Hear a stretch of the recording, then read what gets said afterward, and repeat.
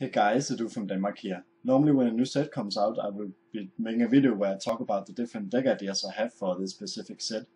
With Oath of the Gatewatch, I actually don't have any deck ideas, simply because I think both Battle for Zendikar and Oath of the Gatewatch, this whole block is actually really horrible with its new mechanics and the new Eldrashis and so on.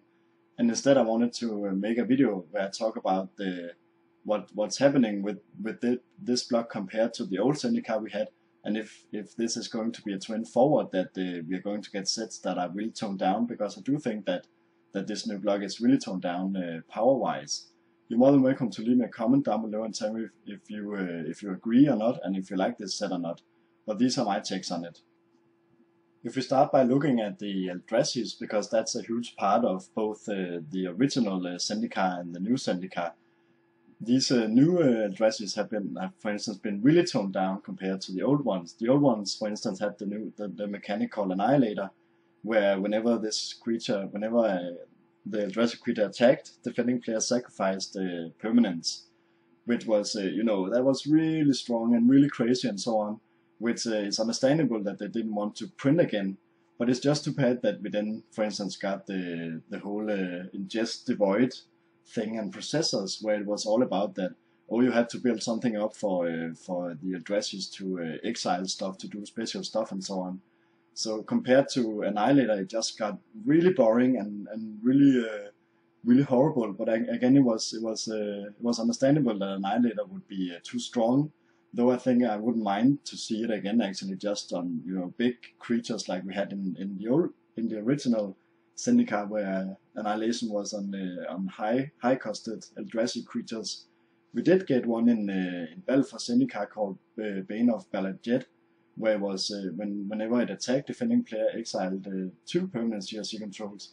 That was the closest thing we got to it, and it was really nice to see that.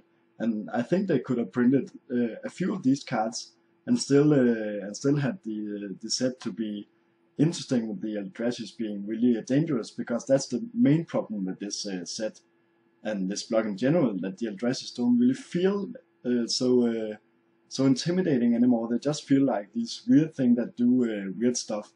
So on that note, it's really sad to see the power of Battle for Zendikar block going so much down with the Eldrashis. I mentioned Devoid as a mechanic before, where this is also such a strange thing to put into a set, that you put Devoid on a card where it says this card has no color, yet you cast it for a colored mana cost, which at least to new players must be so weird and hard to understand, and even for players that have played a lot, this doesn't seem to make sense. I think it's you have to be careful to just do it for flavor reasons. That the flavor with this, for instance, is that Eldrashis have no color, but they are eating mana. So you cast an Eldrazi for red mana, but it still have Devoid and it's no color, which makes sense flavor wise. But I think you really have to be careful that you don't trump flavor over good gameplay, because I don't really think this is good gameplay at all. If we look away from the Eldrashis and talk about mechanics and what else was going on in the old Zendikar block, was allies, which you also have now. The main difference is that in the old Zendikar block, it was all about that whenever you casted an ally, something would happen. Where in Battle for Zendikar block, it's now called Rally, which I think is nice that they made a mechanic about. But the main problem for me with Rally is that it does something for every creature, which is kind of crazy, I think. And again, flavor-wise makes sense, because every creature will now get together to attack the Eldrashis. But it's so boring to have a mechanic that just automatically does something whenever you cast an ally creature, which is actually the same for landfall. For instance, landfall is also back in this new set, which again makes sense because Zendikar is a living place and there are living lands and so on.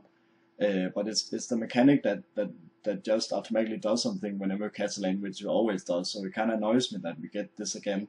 At least in Battle for Zendikar block, this new block, they have printed some landfall stuff that is a bit more fun than just put a 1/1 on turn or turn on a creature or whatever. So these two new mechanics was something that returned with this block, which I guess was fine.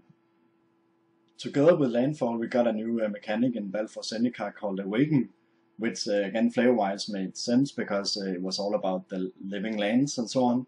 But the problem with Awaken was that it was really overcosted, and you had to pay a lot to do this, where on every card it was a sorcery, so that could do something different, like dealing 1 damage to each creature you control, your opponent's control or whatever. But the good thing, I guess, would be that in later game, if you drew this card, you could cast it for the mana cost to awaken a land. But the problem is that it's a sorcery spell, so if you want to return target creature to owner's hand or whatever, you had to only do it in your turn and couldn't do it like it was an instant, which I actually think is really problematic, because wouldn't you just play a deck where you could do this at instant speed instead? I think Awaken didn't turn out that well, but again, flavor-wise, it made sense. But this is what I'm talking about, that you have to have.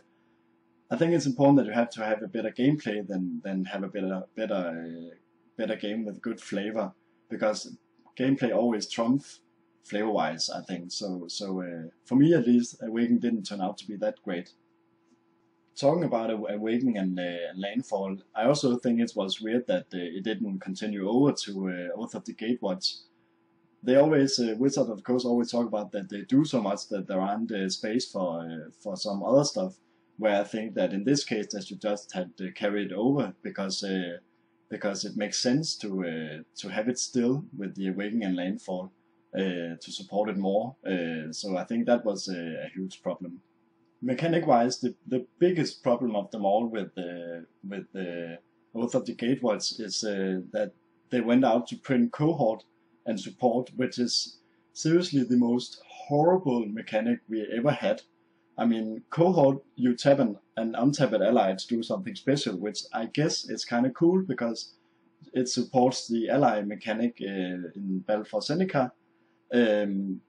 But these, if you have seen what cards have Cohort, they're all really horrible and doesn't really do much for you, which is just really horrible. And then we got the support, which is all about that.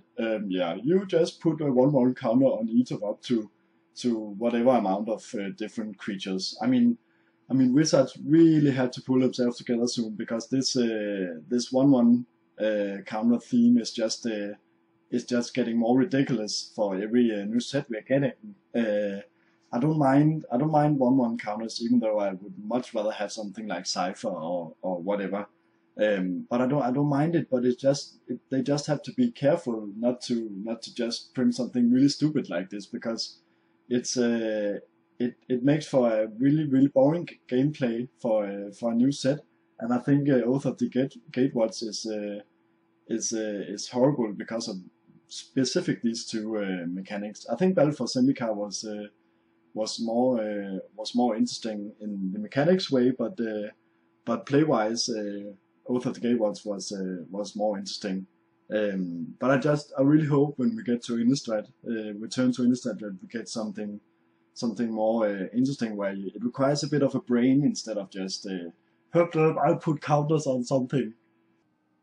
Waste was also a new thing that was implemented in Oath of the Gatewatch, which ironically enough isn't a new thing. It's just a new way of showing what a colorless thing really is, a colorless card really is. And it seems like it caused a lot more confusion than understanding, because people are confused as to why this is put into a second set of a block instead of the first set.